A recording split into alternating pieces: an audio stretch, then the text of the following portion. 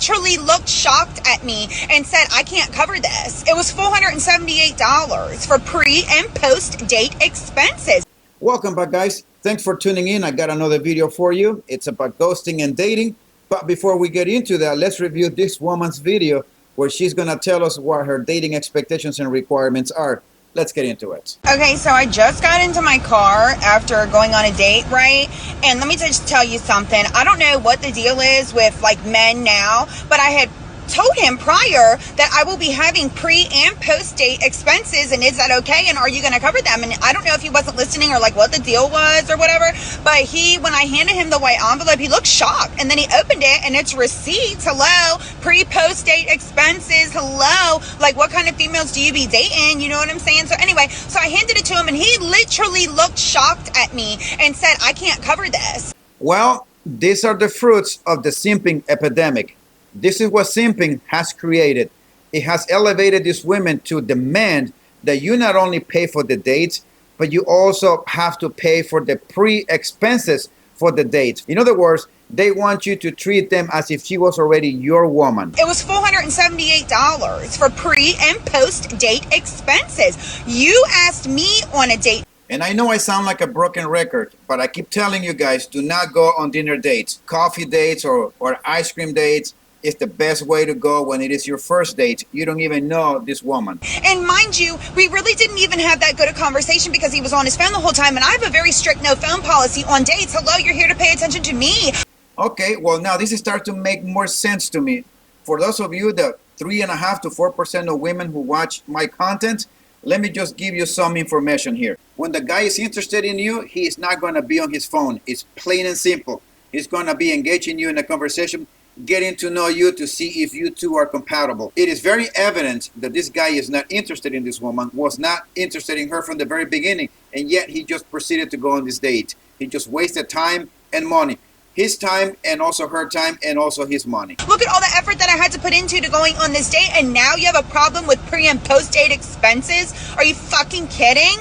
Yeah, this is like embarrassing as hell, but honestly, like, I don't give a damn. I feel like I'm about to be stood up.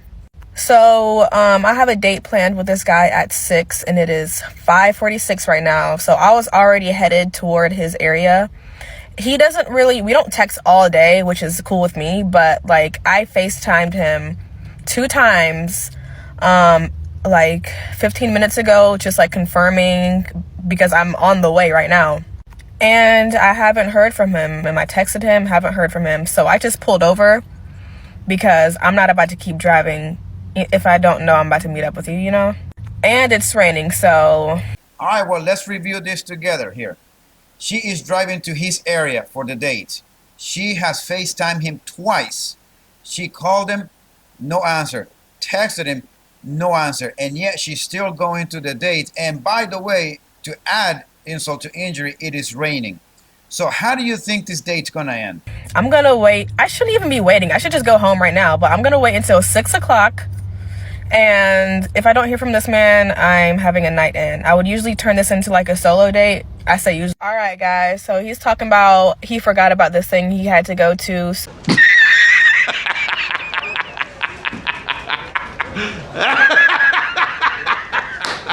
So he has to. So he's asking me if I can meet at 8.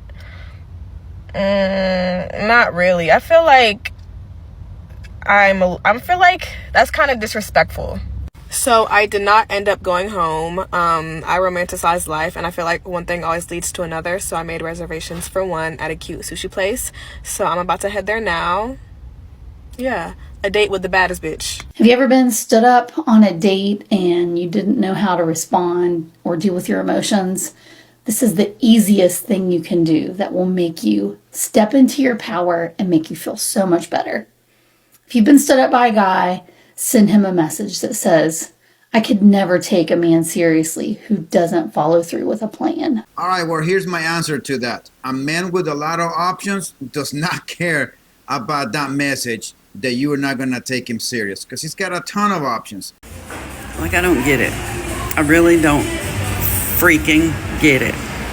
So I had a date at 5 o'clock, and yeah, I've been stood up. So no show, no replying to the text messages, no answering the phone, whatever. I mean, whatever.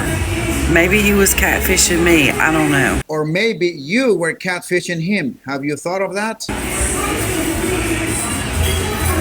I mean, I don't get it. So what am I doing?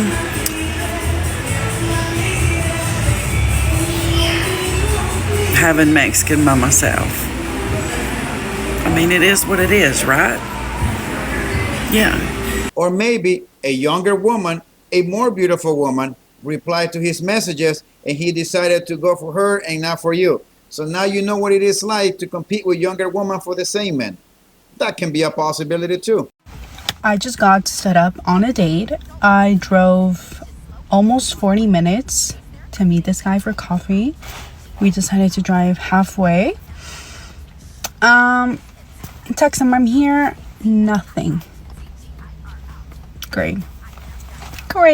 Again, 80% of you women swipe right on the top 10% of men.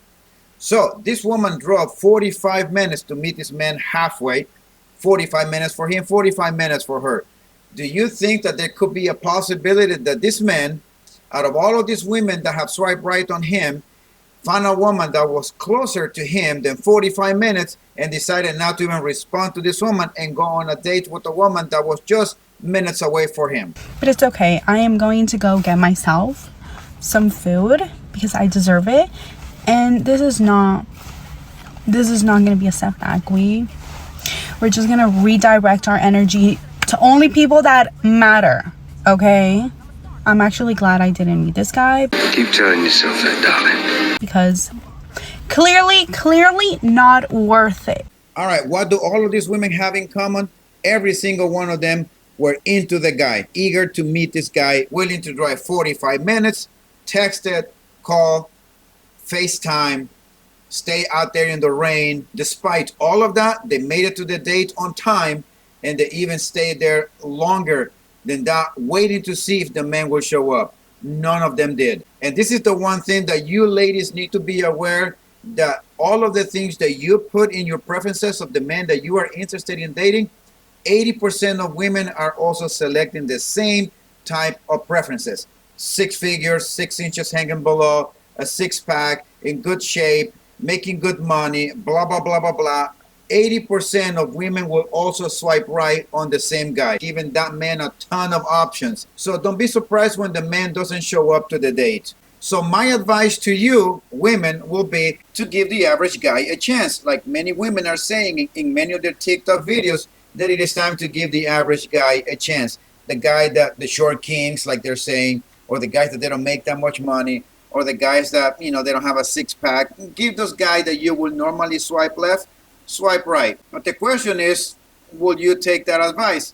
Most likely not. Because in your mind, when you hear give the average guy a chance, it's basically telling you to settle, and you don't want to settle. So good luck. And this is why, in my opinion, dating apps is a bunch of garbage. They don't work. Don't waste your time on dating apps. And if you want to meet someone, I would suggest that you do it the old-fashioned way, through a friend or a friend of a friend or someone that might know someone. In my opinion, that's the best way.